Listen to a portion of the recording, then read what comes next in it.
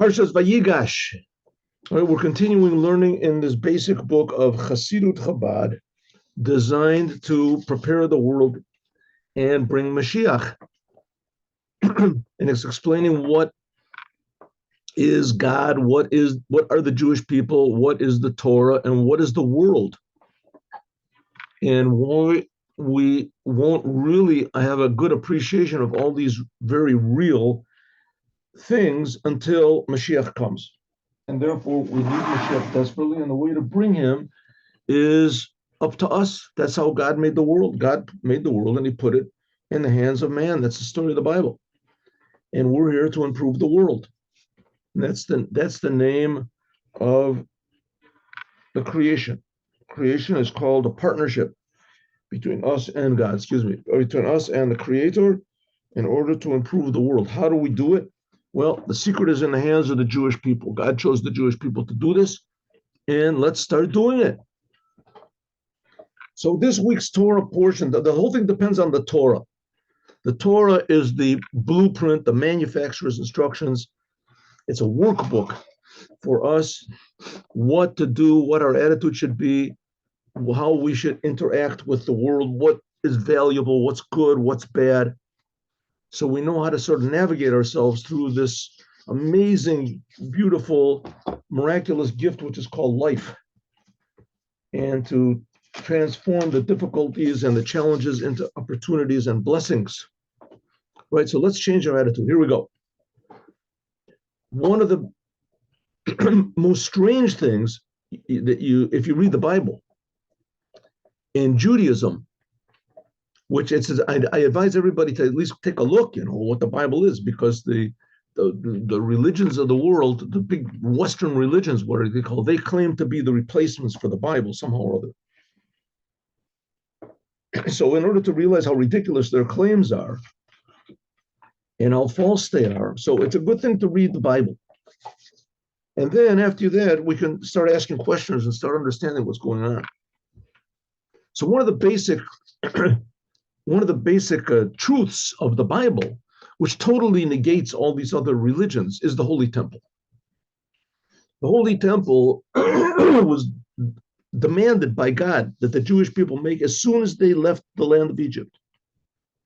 The Jews were slaves in Egypt for 210 years after they got out, so God commanded them to make a temple, a holy place for him.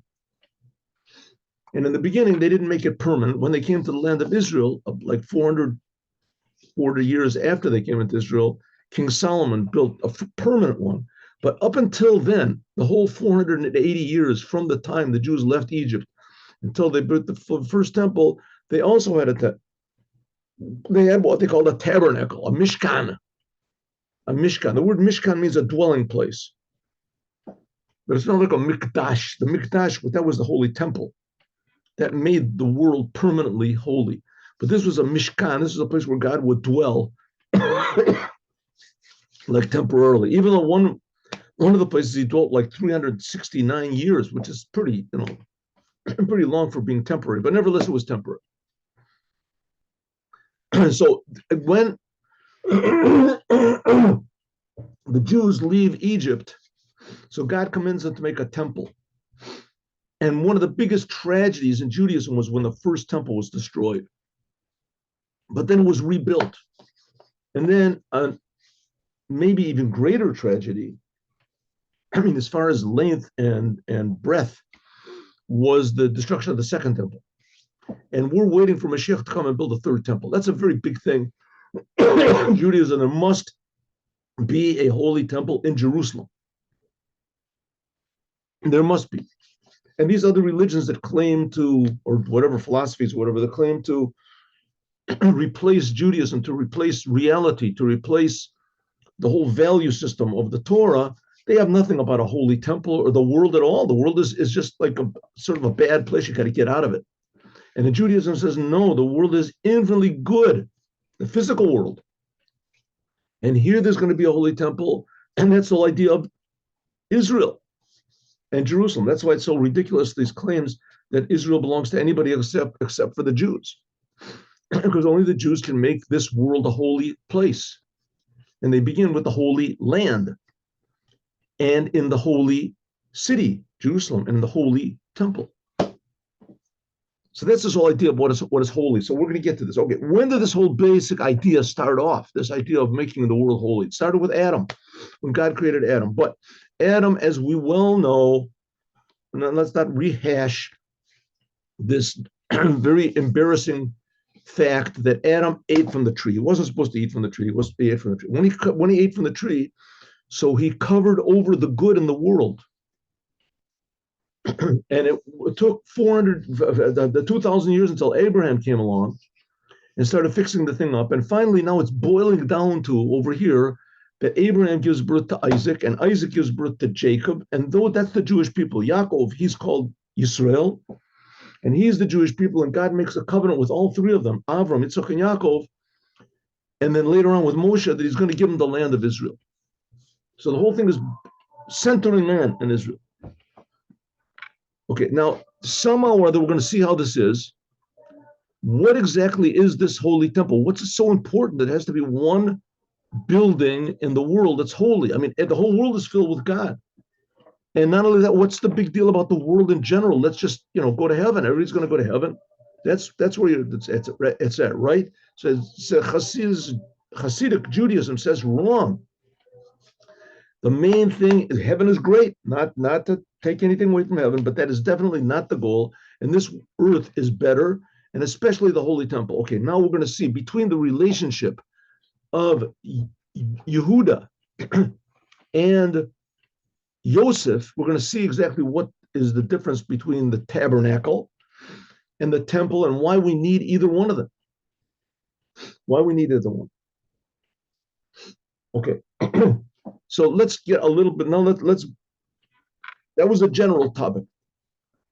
Let's talk about how this, our Torah portion relates to this. Let's first of all understand what's going on over here. This week's Torah portion is called Vayigash.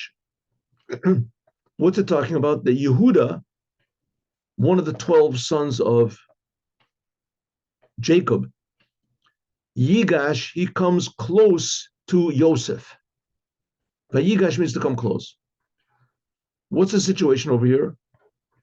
Yehuda is in a bad state.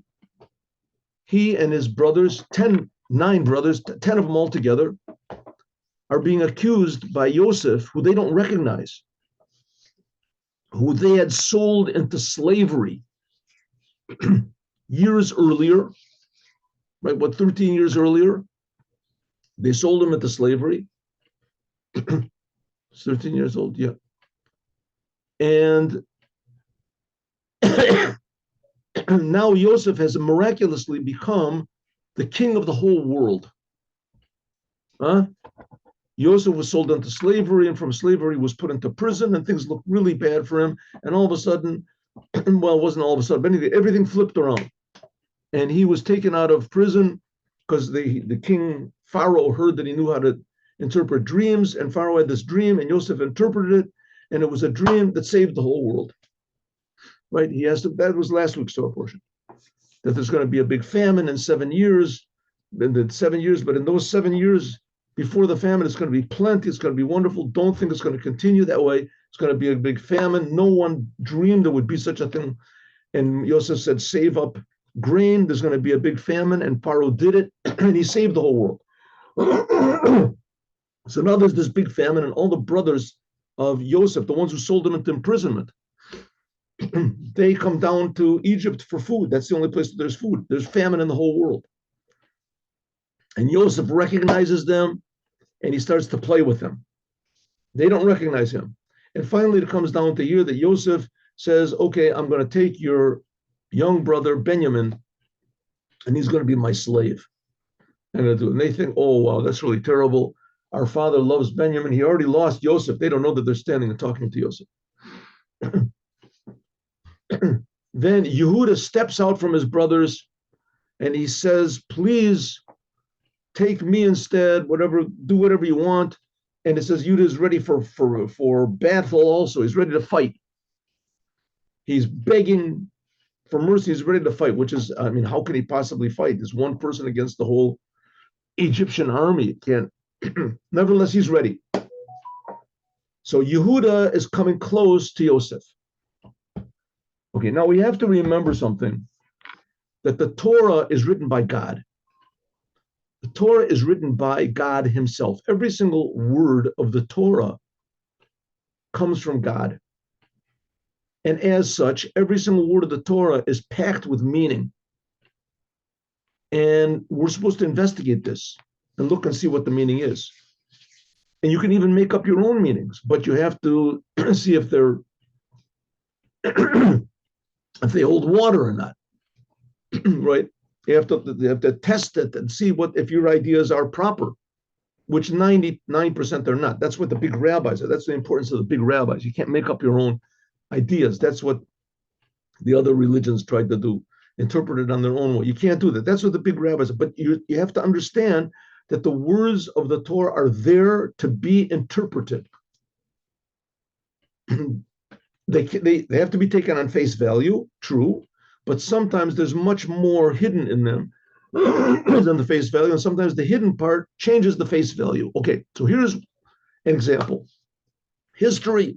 There was such a person as Abraham, Isaac, and Jacob did give birth to 12 tribes, and the brothers, the 10 of the brothers did sell Joseph into slavery. They sold him into slavery, and he became the king of the whole world, yes. And Yehuda did come to Joseph and start to beg for him, please release our brother, and etc. And it really happened. But there's a deeper meaning to this, because this is written by God. And God is not just writing a history book. It's much, much deeper than that. And we're going to see that Yehuda is one aspect of godliness and of the Jewish people. And Yosef is another aspect of the Jewish people. And this is solidified into the temples. Yosef is like the tabernacle that accompanied the Jews for 480 years until they built the temple. And when they built the temple, that's like Yehuda. And we're going to see how. Okay, just one more thing before we start. The whole purpose of this holy temple was to reveal the Creator in the creation, and even deeper, to reveal that the Creator has a plan for creation, and even more, that reveal that the Creator reacts to how we carry out this plan. He reacts. What we do, God responds to. That's the whole temple. The Holy Temple is this interaction, showing the partnership between man and God and man. How this world is tremendously, every detail of this world is tremendously important and vital and eternal and meaningful and holy and blessed and good if used properly. If used properly. This world is infinitely better than the highest heavens and etc. If used properly and if we have the proper attitude. Okay, that's the whole, that is, how do you say, solidified in the Holy Temple. Okay, here we go. So we're going to say the tabernacle, which accompanied the Jews for 480 years until the first temple was built, and that was corresponded to Yosef, and the temple corresponds to Yehuda. Okay, now for those people who don't know, the tabernacle was made and had the same form, so to speak, and the same plan as the temple was. There was a Holy of Holies, there was a holy, then, and holy was then where the candelabra was, and there was an incense altar, and then there was the outer court. And the outer court, that was where the big altar was. Okay, but there was a big difference. First of all, the tabernacle, even though it had these three basic ingredients, the Holy of Holies, the holy, and the place where the big altar was, it's called the court. But the tabernacle was portable, and the Holy Temple was not portable. And this is the main thing, this is what's going to be talked about here, the tabernacle was not made from stone. The temple was made of stone. The temple was made of stone. Stone, concrete stone. And the tabernacle was not made. The only thing in the tabernacle that was stone, it was mineral, was the ground. And the ground always changed. They always moved it. But there were boards. The ground was boards. The ground was earth. The walls were made of boards. That's vegetable. And the covering, the top of it, was animal skins. Animal skins or wool, whatever. So we had the bottom of it was mineral. Above that, the walls were plant. And above that was animal. So it went from below to above. Here we go. Ready? Vayigash love Yehuda. And Yehuda, that we're going to say that corresponds to the temple, came to Yosef. Vayigash love, that there came close to him. Who came close? Yehuda. Vayigash, to him is Yosef. Vayomer, it said, Bi Adoni, please my master. Right? Yosef is coming to, Yehuda is coming to Yosef. Yosef is the king of the world. Yehuda is now a nothing. He's just like a visitor, a slave. And he says, please give me my brother back. My brother, Benjamin, that you took him, bring him back. Okay, you look in the Bible, you'll see. So Yehuda is coming close to Yosef. Here we go. Hine Kasiv, it says, Koros Beteinu or Razim. It says that the walls of our house are razim, are wood. The walls of the tabernacle were wood. Hine, behold, Yesh Lomer, we can say, I have the difference between the Mishkan, the difference between the tabernacle and the Beit Olamim and the temple, the holy temple. Sham Mishkan. Now, the holy temple, again, I'm just assuming that some people don't know. So just a little bit. The holy temple was built, the first one was built by King Solomon, and it stood for 410 years.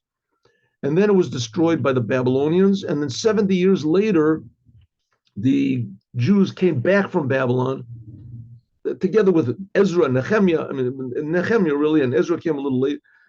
And they built the second temple. The second temple stood for 420 years. And both the first and the second temple were basically the same. The second temple was a little bit bigger, and it lasted a little bit longer, but they were basically the same. They were made from stone, from mineral.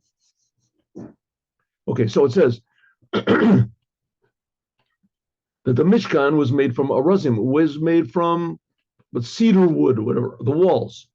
Like it says, Atze Shitim Omdim, like it says in the Torah. We'll get to it in a couple of weeks. It says, Atze Shitim Omdim, the Shitim wood standing up. Vamichse, and the cover of the tabernacle was from Urios Izim, from skins of goats and elim and rams, another type of weird, some animal that is extinct nowadays. But in any case, he was made from animal skins.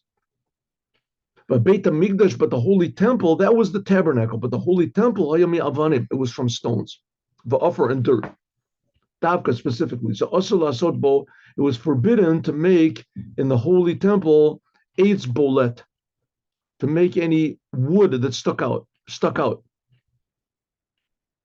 The achsadrot shel eitz, or like supporting beams of wood, like the Rambam, like Maimonides writes out in the laws of the Beit HaBechira, the laws of the Holy Temple. Maimonides has all the laws of the Torah.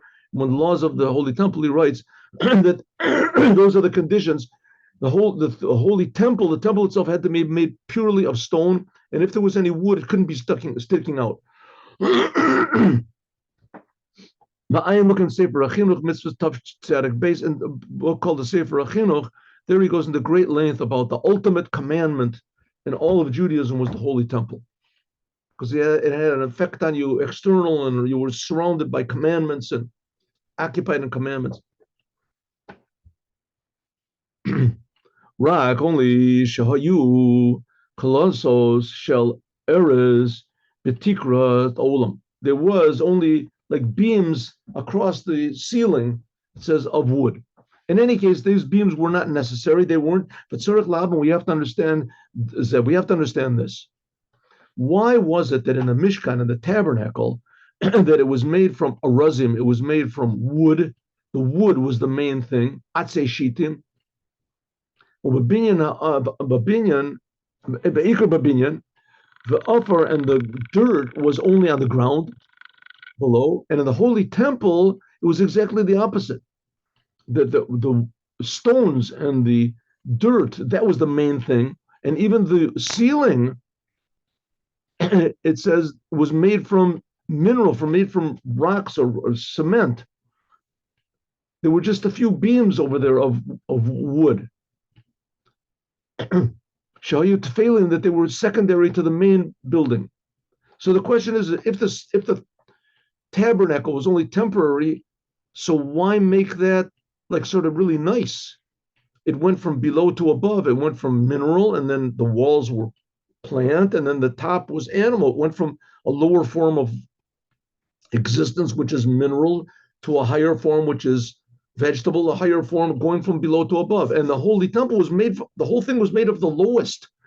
The holy temple was made only from wood, from stone. Why? The opinion is, ki, behold, you do, it's known, sheyesh b'kol olam, there is in all the world. I mean, you can imagine how impressive it would be if there was actually a building, and it could certainly be that way, a huge building, right? Like the size of the Holy Temple, the size of, I don't know. And the whole thing, the walls were made of this really heavy, beautiful wood, very wood, and the top was made of these furs that covered over the top. I mean, there's no building in the world like that. That would really be impressive, huh? That's how the Holy Temple should be, right? We're waiting for Mashiach to come and build the Holy Temple. It should be like that, it should be something really unusual, made of, the walls are made of pure wood, and the top is made of this, and it would be really huge, a big miracle that the whole thing would stand up. That would be nice. He says, but that's not going to be. No. The first and the second, that was only for the tabernacle. That was temporary in the desert.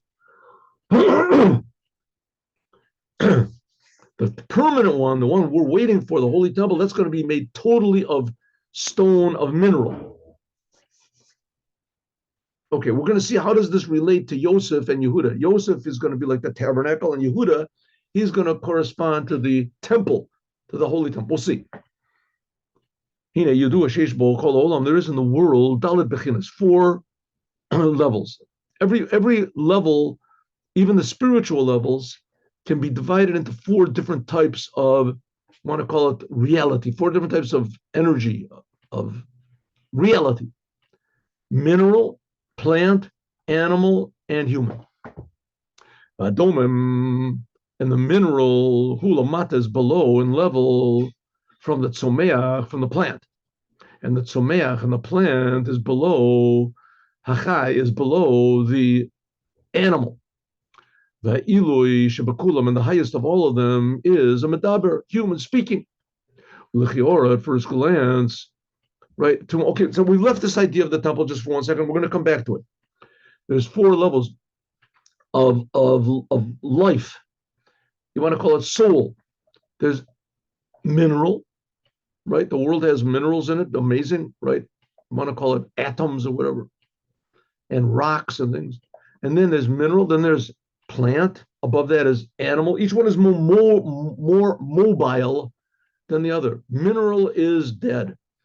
Plant at least grows, but it's stuck to the ground.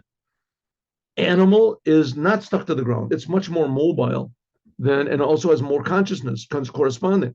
And human is even more. Human can convince one another to change themselves, and humans, so they're even more mobile. Humans are even more mobile spiritually, if you want to call it spiritually, emotionally. So the highest of them is man. If so, or it's why is it that only the earth brings out? If the earth is the lowest and it's dead, then why is it that only from the earth comes smicha, comes plants? Why do things grow from the earth? And that if you put a seed, generally speaking, if you put a seed into the water, it's not going to grow. Begodel, v'nimshach me'afar. Why does seeds, the whole world depends on what grows from the ground? Halo sameach, plant is above ground. Shu offer, which is dirt.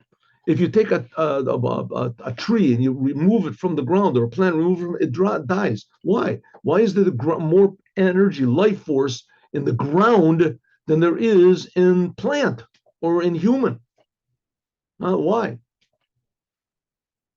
An animal, right? Plant a seed inside of a dog or something. It's not going to grow unless the dog dies. If it dies, then it becomes fertilized, then it'll grow. Why is it that the lowest form of life, which is mineral, has more, contains the power of growth? So the end is like this. One has nothing to do with the other. Even though that the physical mineral is below than plant, nevertheless, Yeshbo Mali Yasir, it has a very high quality in it because its source. The source of the mineral is higher than plant and animal, and to some degree, even human. So some way the ground has a higher source, the mineral has a higher source than the human. How is that? We'll see. Here he doesn't say the human, but we'll see. You do it's known, machlokas, the argument of the Tanaim, of the great rabbis of the Talmud, the Mishnah. In the Talmud, in Chagiga, it says, Chadom, or one of them says that the heavens came before the earth, like it says, Bereshis Bor Elokim et Hashemayim but the Oretz. God created the heavens first. That's what it says in the Bible. God created heavens and the earth. But if you look a few more sentences, about 30 sentences or something, you'll see that it says no, that it says there's a sentence that says exactly the opposite. It says Eretz Kodma, the earth comes first, like it says Biyom Asos Hashem Eretz V'Shamayim. And later on it says that God made the earth first. So did God make the heavens first, or did he make the earth first? So it says Elu ve'elu divrei Elokim Chayim. All of the opinions that are in the Talmud are all the opinions, the word of God. How can it be? Here they're opposites. It says, I'll tell you how. One sentence says in the Torah clearly that the earth comes first, and the other one says that the heavens come first. Both of them are right. How so? Shiva Machshava, that in God's thought, the earth came first before the heaven. Okay, Shabora, but when God actually created Bora Shamayim Techila, he created the heavens first. So the heavens are first in actual fact, but the earth is first in God's thought, in the plan. Okay, this is not so hard to understand because, for instance, when let's say you want to build a house. So the first thing you have in your mind is the finished house. So in your mind is the finished product. But in order to make it, you have to make all these other plans and you have to bring an architect and etc. The same thing when God created the world. The first thing in God's mind was the finished world. The physical, actual world. That's the first thing in God's mind. In order to make this actual physical world, so therefore, God had to make a plan. Just like the same thing. He had all these heavenly worlds with all the angels and the heavens and everything like that.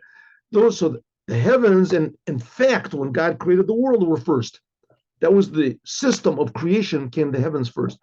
But in God's thought, what God was the most important in God's mind is the earth. Now, God is not a person, and God is not a biblical figure, or religious, whatever it is, force. God is the creator of everything. God is reality.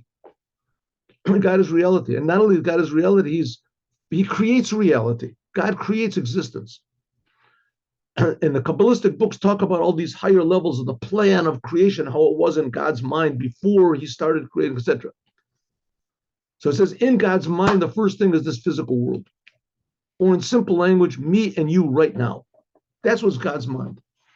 And then afterwards, it morphed into, or it manifested itself into time and space and everything. And when it starts to manifest itself, then the heavens are first, spiritual is higher. The Inyan is like this. Because Judaism comes to tell you that what's in the end is the highest, was in God's thought first. Perishkia, or it's the earth, because it was the lowest level. Therefore, Shorsho, the source of it in God's thought, is first, the machshava and thought. Now, how you interpret this, you have to interpret, that's what God gave the Torah in order to interpret this properly. Because a person might come along and say, well, if the earth is most important, so I'll just do whatever I want to. That's higher than the heavens. You might say that. So, the reply to that is, yeah, you got a good point. You got a good point, but you're wrong. Because the fact is, the earth is, yes, the most important, and what you do is more important than up the higher worlds. But you have to do it the way the Creator says you should do it. That's what the Torah is for. So it says the lowest thing, that's really the highest. But the heavens, that they are the beginning of, they are the last in God's thought. And it was the first thing God thought, how am I going to make a physical world where there'll be people in it and there'll be challenges? But in order to do this, he has to have the heavens first. This is the thing, general principle, that the last indeed, by God, the last indeed came in God's thought first. Lokach, therefore, at Someach,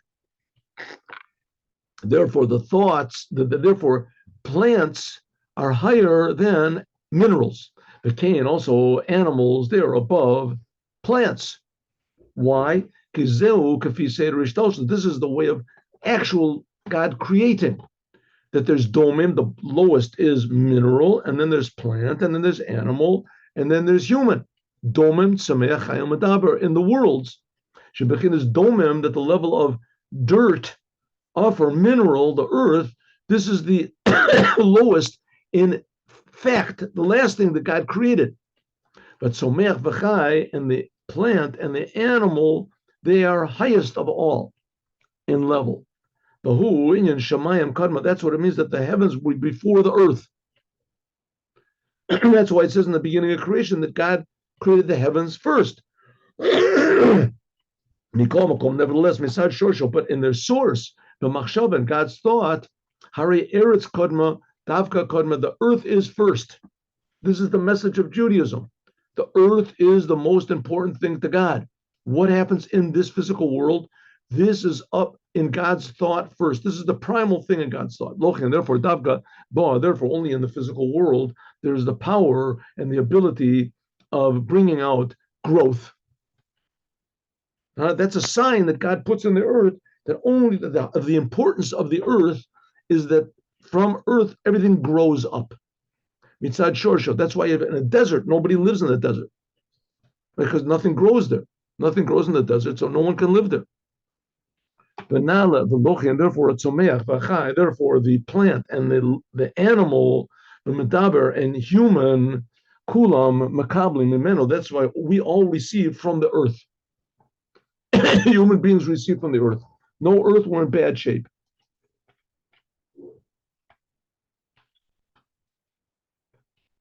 What happened over here? Mimeno. Okay. What happened over here? Chuli. Oh, hine, behold, the Mishkan in the tabernacle. Loya nimsa dayan tachlit shlemut.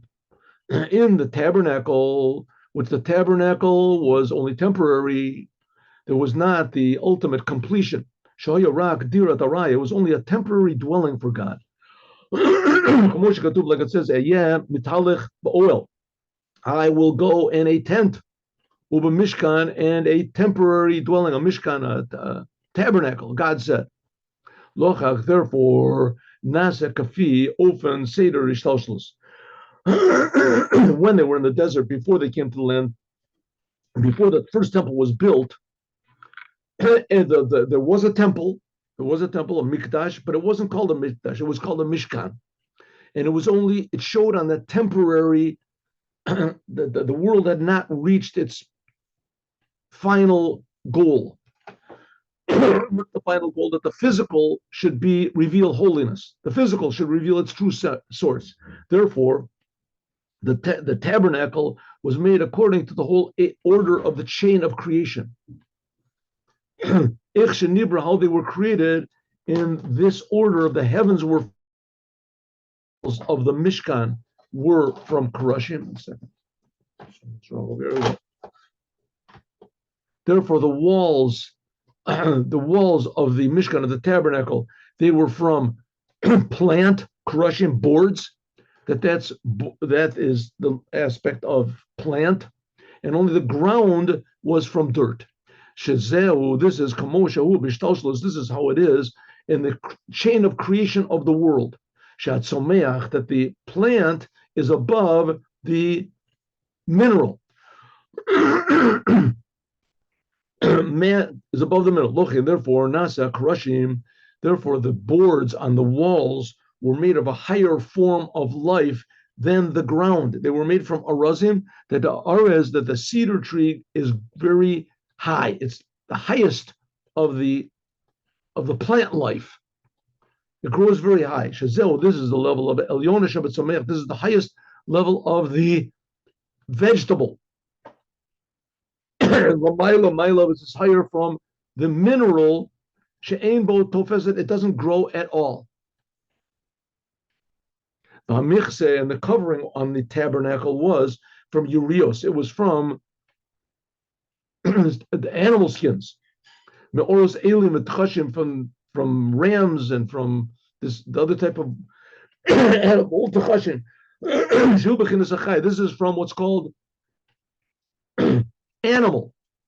This is above vegetable. Therefore, the covering over the temple on the top, they were makifim. These were surrounding levels of, so to speak, corresponding to surrounding levels of godliness. They were spread over they draped over the walls of the Mishkan, of the tabernacle, were from animal. Which this is above vegetable. From it was made the walls of the tabernacle. Okay, so again, the tabernacle signifies the importance of this physical world, the importance of the Jewish people, the importance that their job, that they were chosen to make this world revealed godliness. But there's two ways of doing it. One way is in a temporary way, that the highest thing is the highest and the lowest are the lowest. Devote yourself to the high heavens and bring the heavens right down. And the other way is to deal with the physical world. That the main occupation is not with the heavens, with the highest worlds, like it was in the tabernacle, but in the lowest worlds, like it was in the temple, physical world, to show how important the physical world was. So the temple was permanent. That's the way the world is supposed to be. The physical, mineral, we reveal that it is being created by God for a purpose. The seemingly least spiritual is really contains in it the power of the highest. But the tabernacle was the opposite. It was to show that the highest worlds, they're the highest. The spiritual is higher. And that's not the ideal situation that God wants. Nimsa, so it comes out. Shekol said that this is all made according to the order of above and the level of Ishtalshus of the creation and the chain of creation in the world. Bishtalshalusam, how they came down in Briasam, and how the worlds are created from above to below. That the heavens were first. Avo b'mikdash, but in the holy temple, Haya Nimsa, there was Bo Tachli, the purpose, the ultimate goal. What is the goal of creation? Why are we here? Why are we here in the world? Why is every human being here in the world? There's all sorts of books written about it, and there's courses that are taken about changing your personality and improving your your attitude with philosophies and that's it. But what really, and none of them get the point. What is the real point? The reason why we're here? What's the reason we're living for? What's here for? It says the reason we're here for is not, how do you say, eat, drink, and be merry, tomorrow you die. Just for the moment. Just for the moment. You live for the moment and you have a good time, you get successful, have pleasure. That's one way of looking at the world, but that's wrong. Another way of looking at the world, which is a little bit better, at least you're looking up, is we're here to go to the world to come, to go to heaven. The whole world is a testing place, and we're going to go to heaven. According to various books and ideas. That's all the religions in the world. Says the Rebbe, that's also a nice idea. That's also okay. That's something like what the tabernacle was.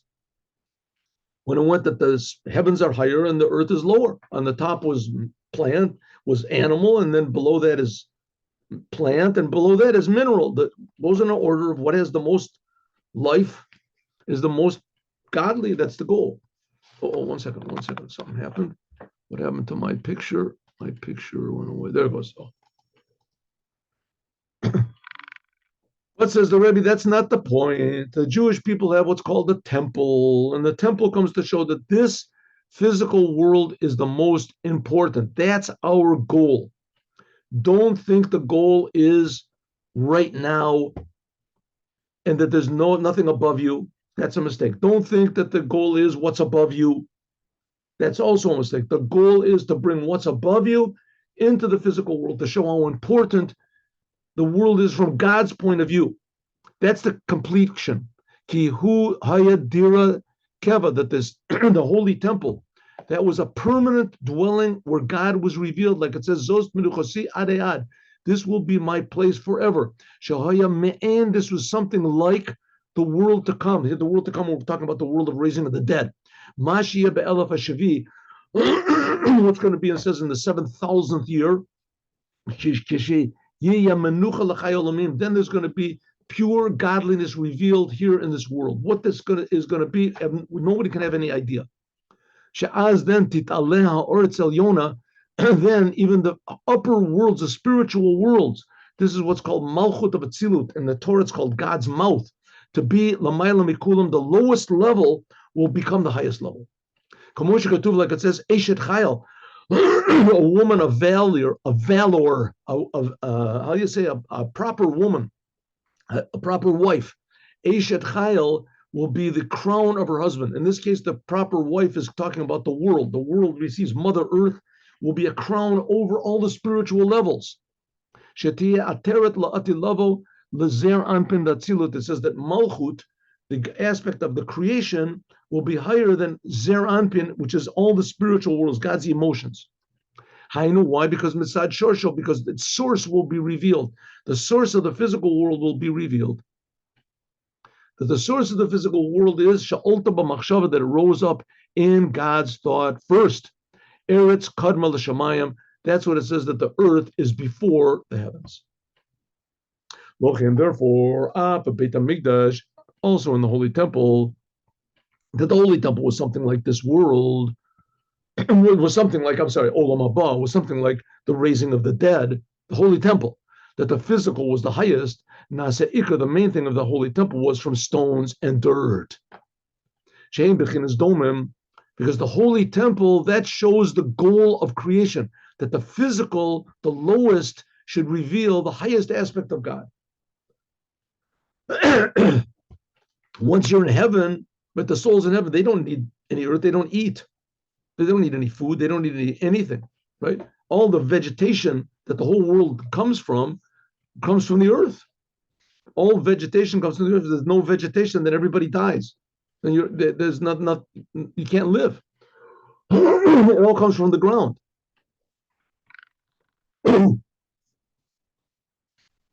But in heaven, you don't need the ground. It says that the souls up there, they don't need any food.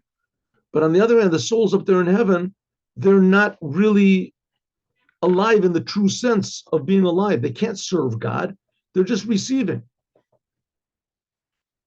The souls. There's no challenges up there. There's no reason to, there's no goal. There's no purpose. You're just there. Just like it was before you were born. God puts us into the world, into the physical world, the lowest physical world, in order to use this physical world the way that God wants. That this is especially for the Jews, because the Jews have what's called the commandments.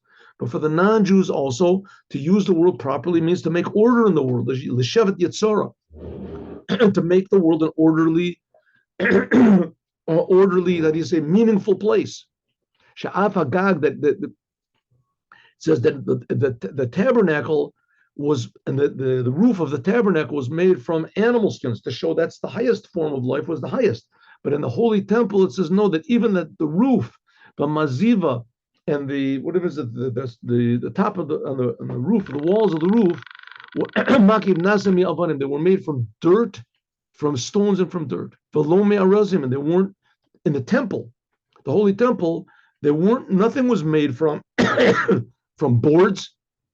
Shukafi Mashiach, this is the way it's going to be in the future, the raising of the dead. It says even the dead are like they're in the ground, they're all mineral, they're all rotted. They'll come back to life. It'll show that the souls will come down into the world because the world won't be down. The world will be the highest. It'll be pure godliness. That's what it means that the earth was first. Eshet Chayal Ateret Bala, the woman of valor is the crown of her husband. In other words, the physical will be the crown of the spiritual. Mitzad Shorsho, because of its source. Raka Kolossos, there were just certain boards of cedar that were in the ceiling. They were Tomchin Levad. They were just there to add a little bit more support to the main thing of the ceiling. But the main point of the Holy Temple was purely 100% mineral to show the tremendous importance of the physical world. And this is going to be, we're going to see the difference between Yehuda and Yosef. Yosef represents all the spiritual levels. That's Yosef means to add on, to get higher and higher. And Yehuda means simplicity, hodaya, simple gratitude. In our Torah portion, Yosef is higher. That shows on levels from one to the other. And Yehuda, he's coming and beseeching from below. But in the future, it's not going to be that way. In the future, Yehuda, that he's coming from below, that's like the earth. That's like the earth is going to be the holy temple. That's going to be the tabernacle, the temple. That's going to be the highest. So our purpose again is to reveal the essence of godliness in this physical world. That's the goal of the Mashiach. That's the goal of creation. That's the message that's being given to us by the fact that God put the Torah in the world and that God put the holy temple in the world, and the temple is made from minerals. The importance of this physical world, as we're going to continue learning tomorrow. Now let's learn